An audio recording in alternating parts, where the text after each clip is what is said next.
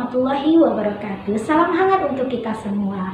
Perkenalkan, nama saya Irawati, salah satu guru TK Aisyah 1 Bukit Tinggi.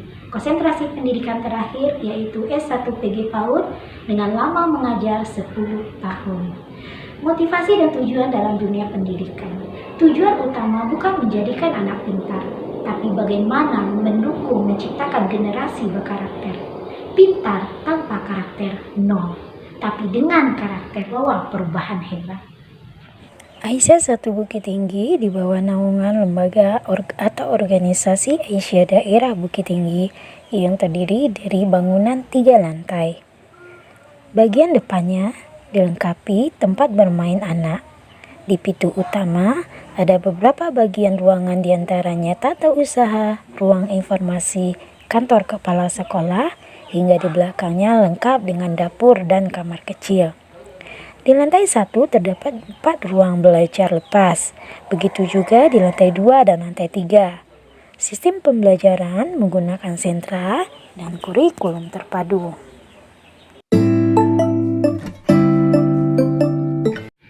Pembelajaran di masa pandemi tentu berbeda dengan pembelajaran tatap muka, mulai dari pembatasan sosial berskala besar sampai menghentikan sementara pembelajaran tatap muka, hingga akhirnya pemerintah menetapkanlah pembelajaran secara daring. Tidak sedikit kendala yang kita temui di awal-awal pembelajaran. Di antaranya, tidak semua wali murid mempunyai HP Android. Yang kedua, ekonomi, di mana kesibukan orang tua dan pembagian waktu untuk mendampingi anak belajar di rumah. Yang ketiga juga, pemahaman orang tua yang kurang terhadap pentingnya pembelajaran di masa pandemi ini. Dan juga yang terakhir, kemampuan guru yang kurang dalam teknologi. Beranjak dari kendala dan kekurangan tersebut, maka upaya pertama yang kita lakukan yaitu mensosialisasikan kepada orang tua bagaimana pentingnya dan dukungannya untuk pembelajaran secara daring.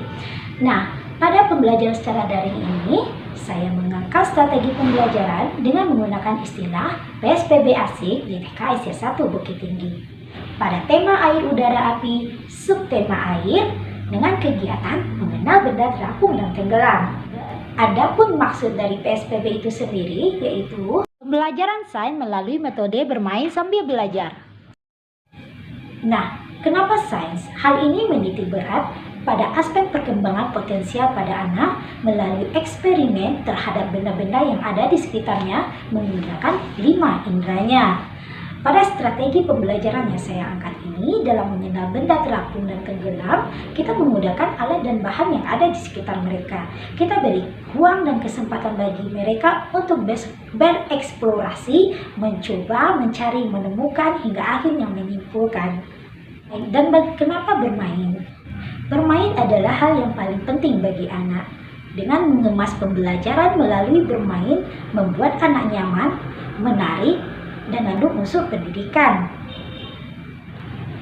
Alhamdulillah, respon yang kita terima pun cukup beragam dan variasi, di mana anak-anak dapat mengaplikasikan kegiatannya sesuai dengan alat dan bahan main yang ada di lingkungan mereka. Dan reaksi mereka pun menunjukkan antusias yang tinggi. Hal ini menunjukkan kemampuan daya pikir mereka berkembang. Kegiatan ini dianggap efektif dalam merealisasikan saintifik pada anak. Tugas kita sebagai guru memantapkan pemahaman mereka terhadap apa yang mereka lakukan. Nah, itulah tadi PSBB asik di TK Aisyah 1 Bukit Tinggi tentang terapung dan tenggelam, karena memantapkan pemahaman mereka terhadap sains. Cukup menarik, bukan?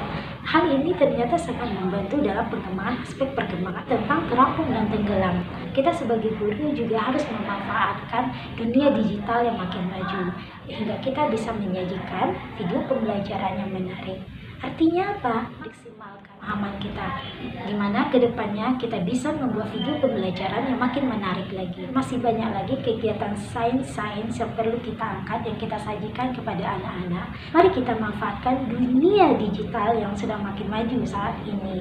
Dan akhir kata, wabillahi taufiq wa hidayah. Assalamualaikum warahmatullahi wabarakatuh.